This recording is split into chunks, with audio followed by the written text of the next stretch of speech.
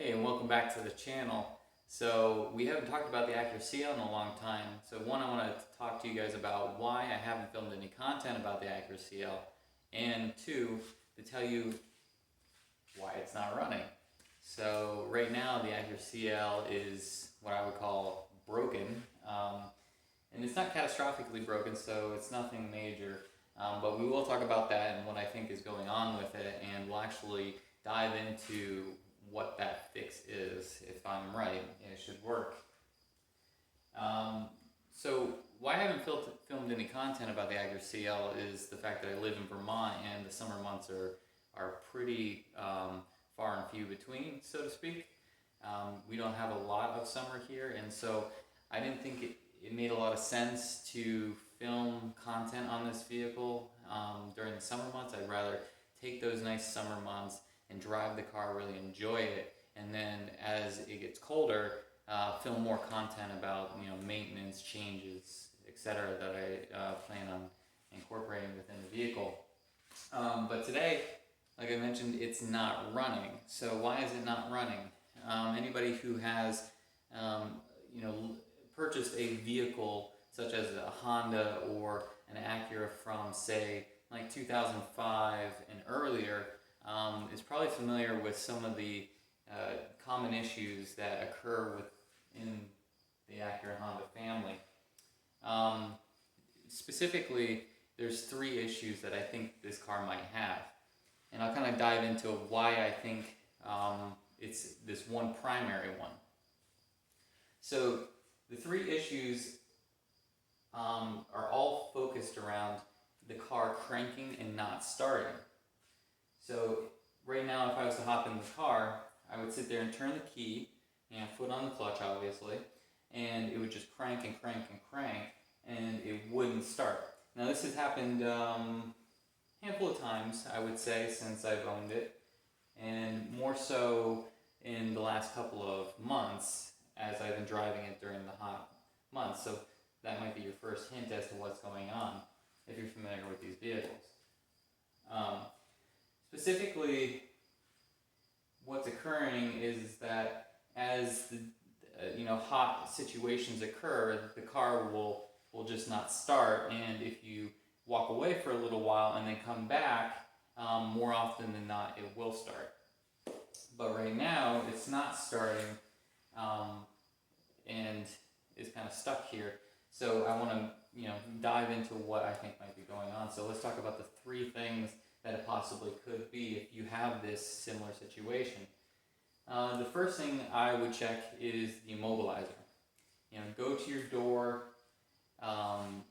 hit your key fob, make sure that it's unlocked, make sure that you open the door in a timely fashion, because sometimes the immobilizer will act funny and it will inhibit you from starting the vehicle. So I don't think that that's the case here. I've tried that already. Unlocked and locked a couple times, and then egressed out of the vehicle and then tried starting it again, and it didn't. So that leads me to the next thing that it could be, and that next thing that it could be is a crank sensor. Now on the 2003 Acura CL, I believe that there are two crank sensors. Feel free to correct me if I'm wrong, but both of those are kind of prone to failure and are not exactly cheap. So, and as I understand it, more often than not, those crank sensors, once they go, they don't allow you to restart the car at a later point. And this will start at some point after you let it cool off on a nice cold evening. It will crank and it will start. So, not thinking it's a crank sensor. I believe that the two crank sensors, one's in the transmission, if I remember correctly, and then there's one at the bottom of the crankshaft, at the bottom of the pulley where the timing belt goes. I've seen that one because I've done the timing belt on this vehicle, and the timing belt on the crank sensor on this one seemed like it was fine visually. There was no breaks or damage done to it. Not to say that that would necessarily mean that it's in good shape, because sensors fail. They're electronic parts, and over time they can just fail out of age. But the reason why I'm not going that way first, it might end up that way, I'm not starting there is because that's a very expensive part, and it's a very labor-intensive process to get to those parts. So I don't think it's logical to start there, although we might end up there. And those crank sensors, as I understand it, are discontinued from Acura, and that would mean that we would have to source an aftermarket part, and I'm not so sure that would necessarily lend itself to a better situation. Crank sensors are pretty finicky, and in the aftermarket world, I don't necessarily trust that we could get one and rule out the fact that that aftermarket part wasn't also a contributing factor to it not starting. So then that's where we end up with where I think it is, and that is with the main fuel relay. Now the main fuel relay has a circuit board in it, which we'll go over, and it has a bunch of soldering points. And what happens is that those soldering points over the years, because they're just basically flux solder, end up cracking. And when that solder cracks, as you can imagine, that when heat gets into that circuit panel, the solder expands, and that crack then expands, and you can't bridge a gap that way and create an electronic or electrical contact point. So what ends up happening is when it's hot, like today, or after you've driven the car and the circuit panel has heat soaked, is the contact points break, and so you get into this situation where the fuel relay isn't allowing the car to prime the fuel pump, and the fuel pump doesn't engage, and then you can't start the vehicle.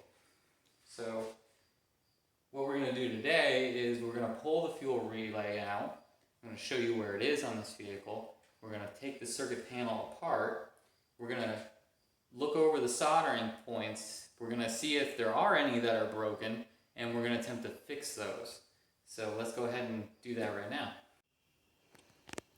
So let me go ahead and show you where this fuel relay is real quick. So go ahead and back your driver's seat up all the way back, so you'll need to be able to lay down in the footwell here. So if you come underneath, and if you locate your clutch pedal and your brake pedal, it's going to be right in between and up. So you don't actually need to remove this the plastic pieces here and here. I've seen some instructions that tell you to remove both these, but you really don't, and I'll show you why. Okay, so here's the wire connector that goes to the fuel relay. You can see the box where the bottom of the relay, for the top of the relay, excuse me. And what I did was I just took a small pocket screwdriver, flathead, and then popped each side out and dropped the fuel relay innards out of the bracket there, or the box there. So pretty simple, and that allows you to easily take it over to your workbench and take a look at what's going on here. Now, I took a look at this pretty in depth and compared it to a lot of pictures, and the only thing that I see that is interesting to me is we have, see if we can focus this real quick. We have this jumped connector right here happening, and we have another one right there. Oop, keep on knocking this thing over. Right there. Those metal pieces, those soldering joints, are bridged on that and on that. So, other than that, I don't see anything glaringly wrong with this. And you can take a look here. But I don't see any cracks, I don't see any solders that have come apart. What I'm going to do is I'm going to go ahead and resolder each and every point here. And I'm going to unbridge the ones that are bridged, because when I look at those online, I see other examples and I'm not seeing them bridged. But since I'm taking a video of it, if they should be bridged and it ends up not working, then I'll be able to go back and just resolder it. So that's the plan. So when you're soldering, you want to make sure that your soldering iron is really hot, to the point where it's kind of dangerous to handle with your bare hands almost. And what we're going to do is we're going to start by unbridging the ones that are bridged, because I think that may not be the full issue, but it's certainly a potential contributing factor here, because to my knowledge they shouldn't be bridged.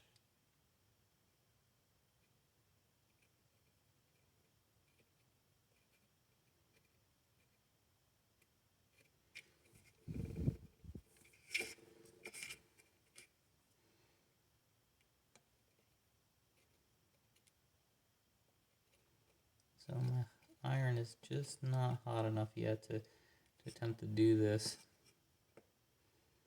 So we'll give it a couple minutes.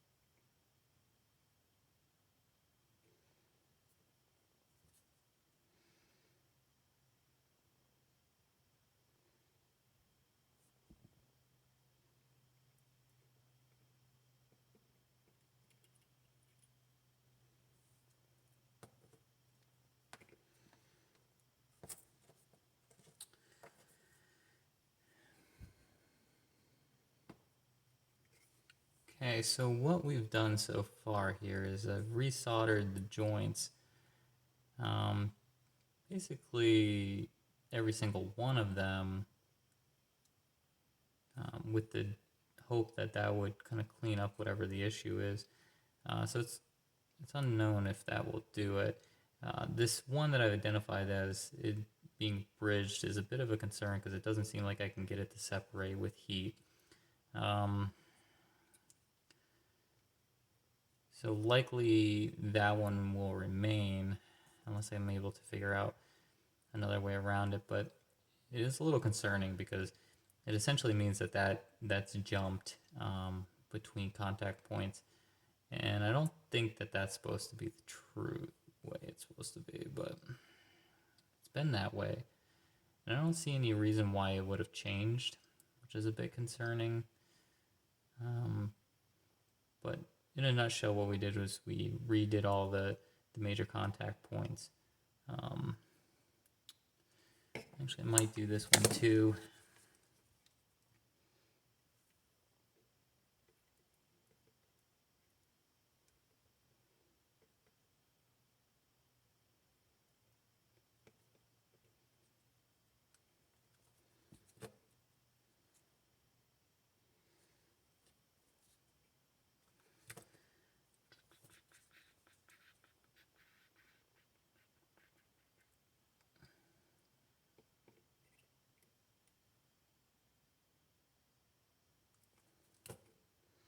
So I went ahead and touched them up a little bit.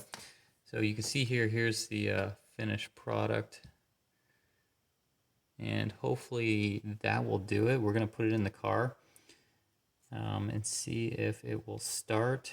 Now it might just start because of the fact that it's been sitting for a while and it's cooled off. Who knows? But I guess it's worth a shot. Okay, the main fuel relay is back in. Let's go ahead and give it a try.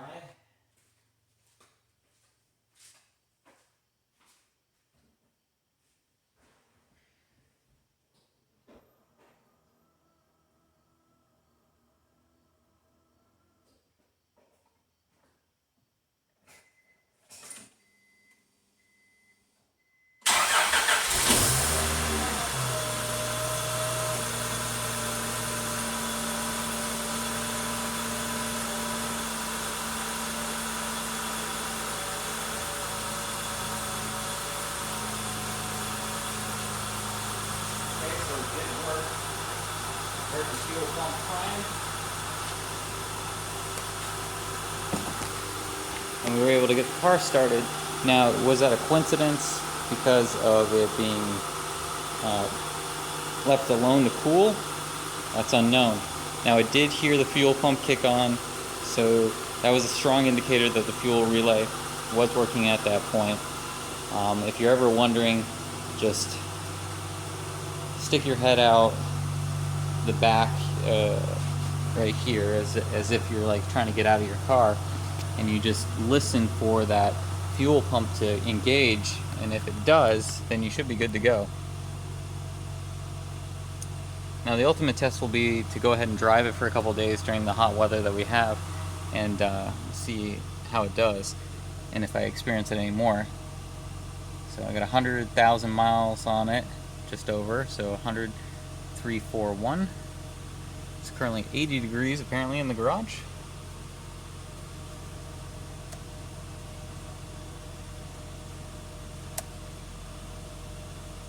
And everything seems to be working. That's the other thing, whenever you mess with electric components within your car, you always want to make sure that everything works still. Let's go ahead and turn the air on. Yeah, I feel that the air engaged. Now the other possibility may be that we have a bad fuel pump. You know, just because it turns on doesn't mean that it's going to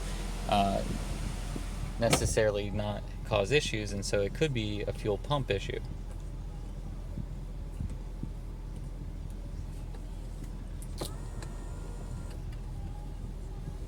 Alright, now we got cold air piping into the cabin, so that's really nice.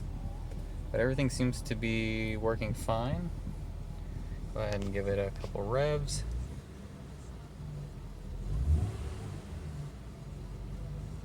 can see that the temperature is coming up nicely.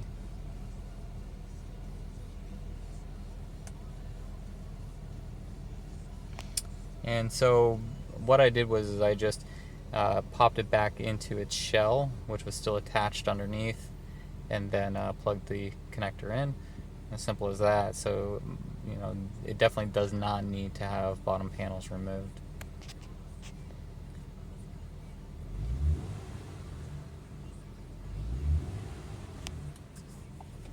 Let's go ahead and get out and see how it's running.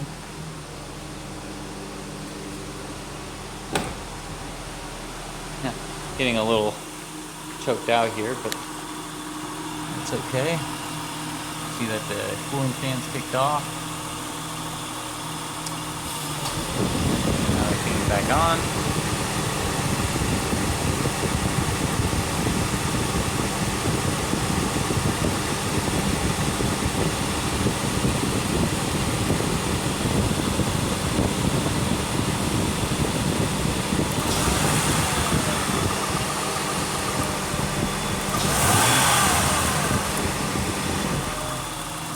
Sounds pretty healthy.